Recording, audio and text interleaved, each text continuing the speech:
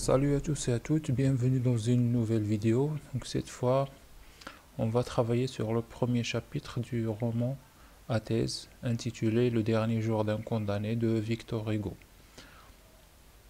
Donc on va lire paragraphe par paragraphe et on va analyser s'il y a des figures de style, quelles sont les idées que le narrateur a traitées et sur quoi apporte le premier chapitre. Donc on va lire le chapitre et après on va l'expliquer. 1. Chapitre 1. Bicêtre, condamné à mort. Voilà 5 semaines que j'habite avec cette pensée, toujours seul avec elle, toujours glacé de sa présence, toujours courbé sous son poids. Autrefois, car il me semble qu'il y a plutôt des années que des semaines, j'étais un homme comme un autre homme. Chaque jour, chaque heure, chaque minute avait son idée. Mon esprit jeune et riche était plein de fantaisie. Il s'amusait à me les dérouler les unes après les autres, sans ordre et sans fin, brodant d'inépuisables arabesques cette rude et mince étoffe de la vie. C'étaient des jeunes filles, de splendides chapes d'évêques, des batailles gagnées, des théâtres pleins de bruit et de lumière, et puis encore des jeunes filles et de sombres promenades la nuit, larges bras des marronniers. C'était toujours fait dans mon imagination. Je pouvais penser à ce que je voulais, j'étais libre.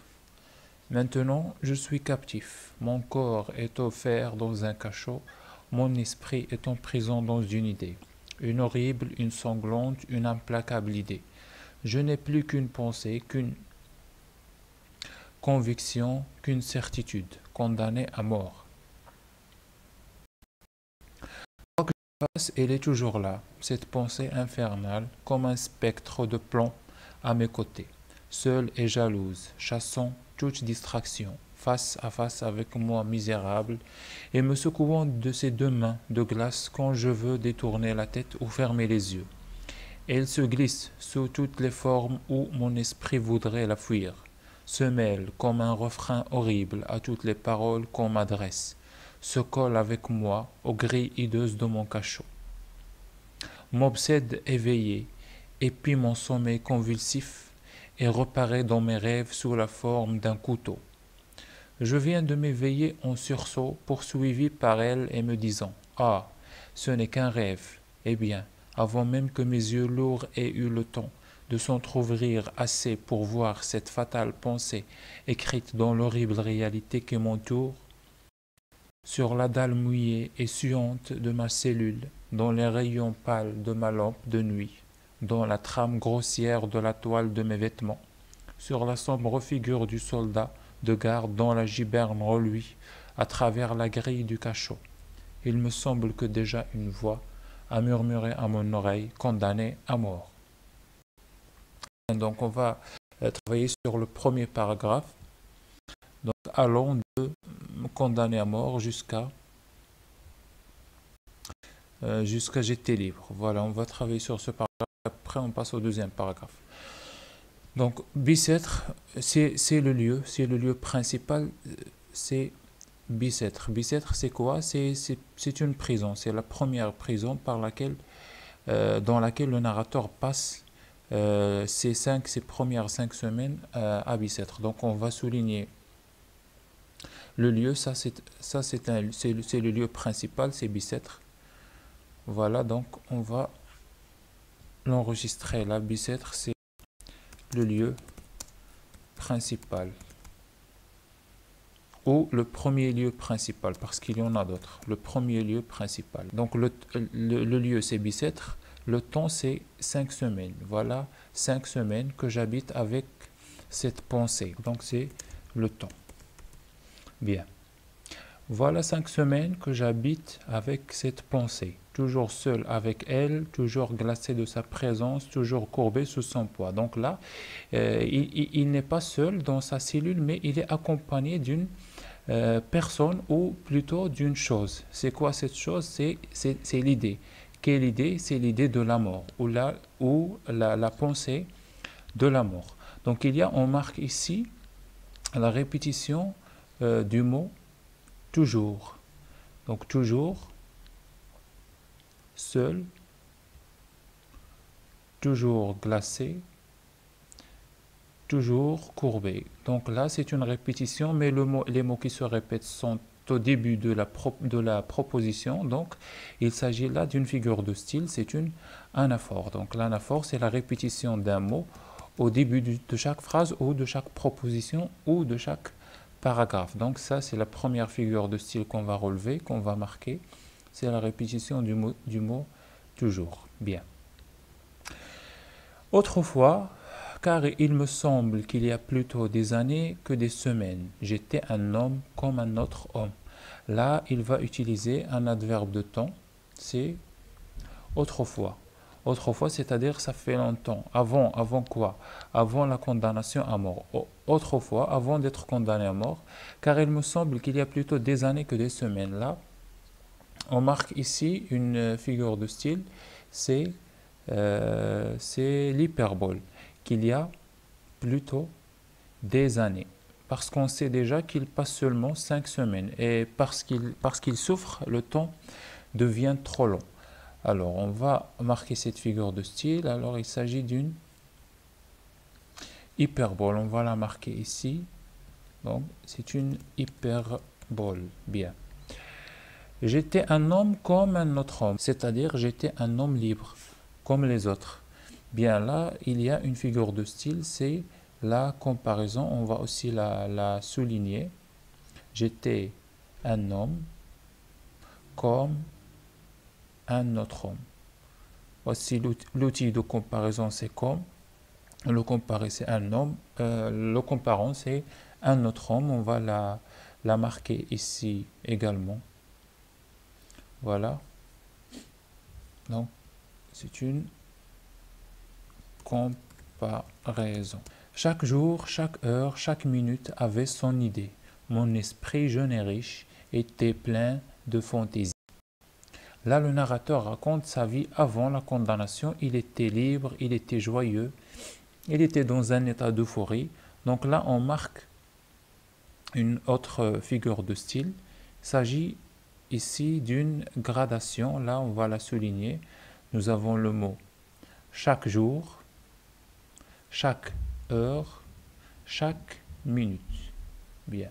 Donc là, il s'agit d'une gradation. C'est une gradation décroissante. Nous avons jour, puis heure, puis minute. Donc, gradation décroissante. Bien. Donc là, qu'est-ce qu'il montre le narrateur?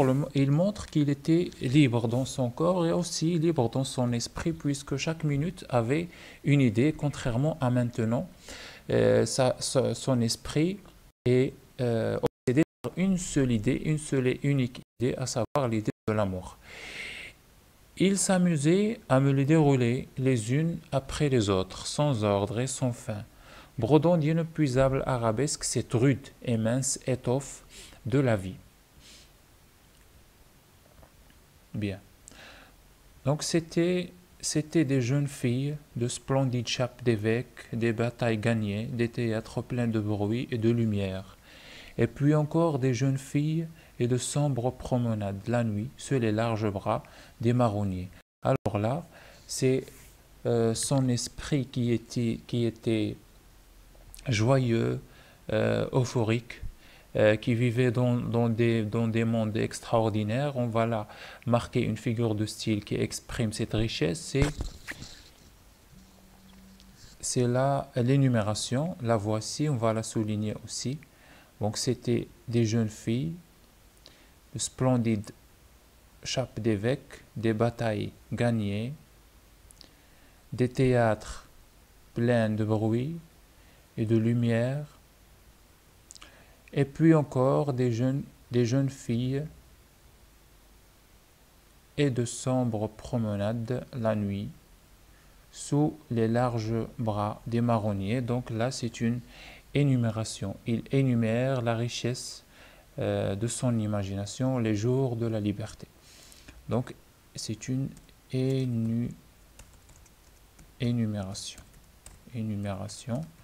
Voilà, et on marque aussi le champ lexical de la joie, de l'euphorie. On va souligner quelques mots qui expriment la joie. comme par exemple jeune fille, splendide, le mot splendide, gagner, des théâtres, plein de bruit, de lumière, jeune, la répétition du mot jeune, sombre promenade la nuit sur les larges bras des marronniers. Donc voilà, là, on va terminer d'abord le paragraphe et puis on passe au deuxième. C'était toujours fait dans mon imagination. Là, c'est une figure de style aussi, c'est une hyperbole. Il montre comment son imagination était faite chaque jour. Elle avait l'air d'une fête. Donc c'est une hyperbole. On va la marquer aussi. Hyperbole. Je pouvais penser à ce que je voulais, j'étais libre. Bien.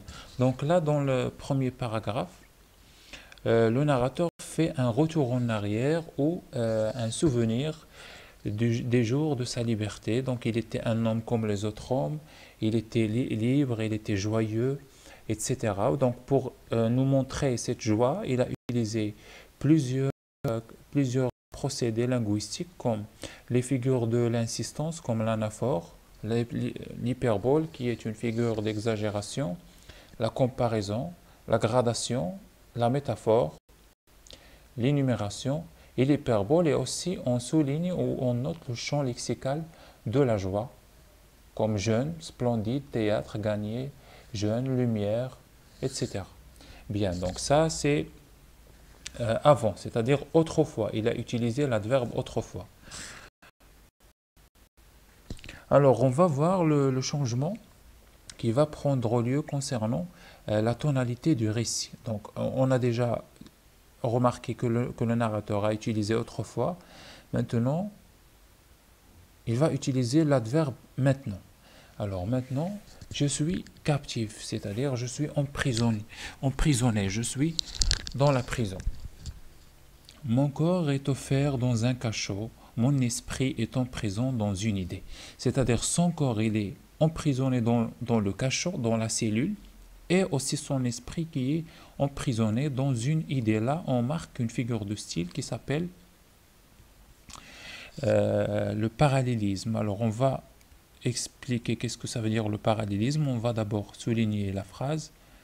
Voici la première phrase et voici la deuxième, dans une idée.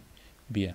Alors, le parallélisme, ce sont deux propositions ou deux phrases qui ont la même forme syntaxique, qui ont la même construction syntaxique. On va voir mon corps est offert dans un cachot, mon esprit est en prison dans une idée. C'est un parallélisme.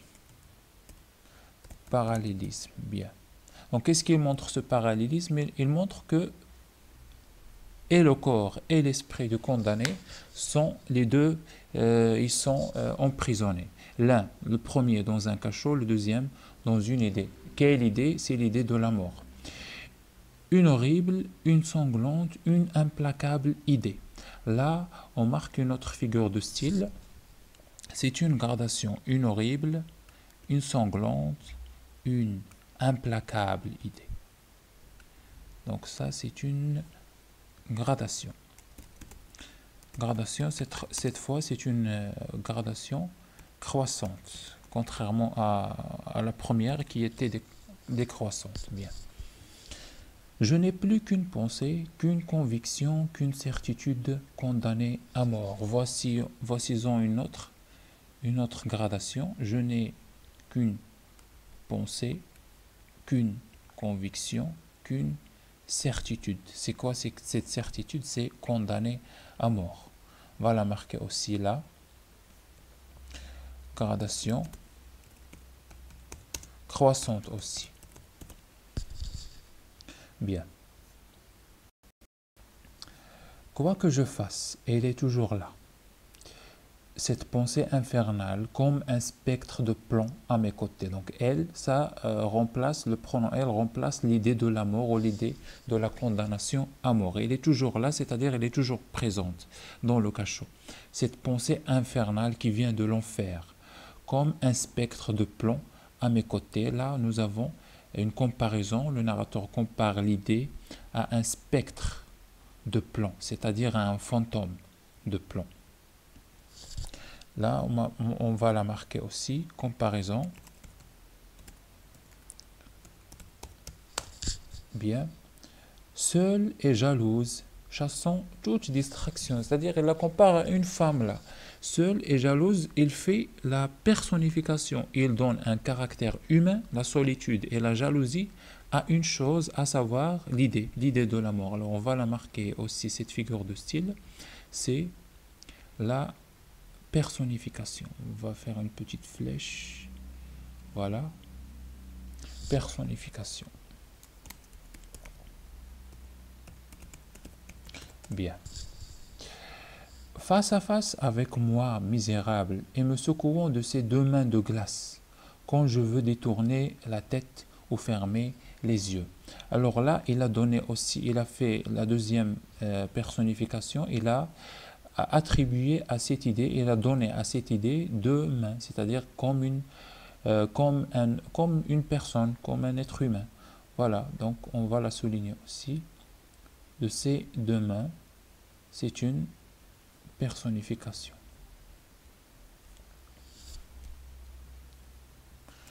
Personnification. Bien. De glace quand je veux détourner la tête ou fermer les yeux, c'est-à-dire il ne le laisse jamais ni détourner la tête ni fermer les yeux. Elle se glisse sous toutes les formes où mon esprit voudrait la fuir, se mêle comme un refrain horrible à toutes les paroles qu'on m'adresse. Là, il est comme un refrain dans une chanson, mais comment il est ce refrain? C'est un refrain horrible. C'est un refrain qui fait peur. On va le souligner aussi. Donc, comme un refrain, c'est une comparaison. Comme un refrain horrible. On va la marquer là pour nous souvenir de toutes les figures de style. Comparaison. À toutes les paroles qu'on m'adresse, se colle avec moi aux grilles hideuses de mon cachot, m'obsède, éveillé, épie mon sommeil convulsif et reparé dans mes rêves sous la forme d'un couteau. Sous la forme d'un couteau, c'est une comparaison. Il compare l'idée à un couteau, c'est-à-dire à un outil pour tuer ou pour blesser. Voilà, donc on va la marquer aussi. C'est une comparaison. Comparaison. Je viens de m'éveiller en sursaut, poursuivi par elle, et me disant: ah, ce n'est qu'un rêve.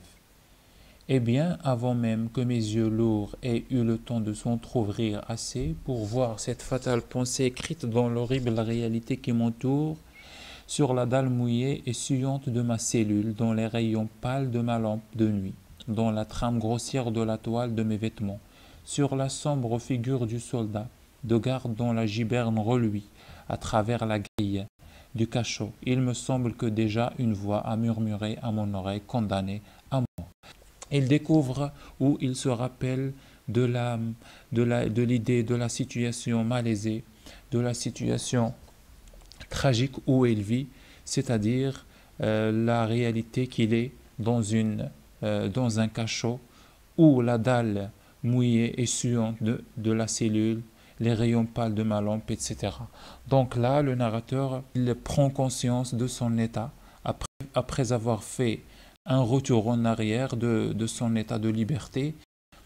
Dans le deuxième paragraphe, il va parler de sa souffrance dans la cellule. Il va utiliser aussi des figures de style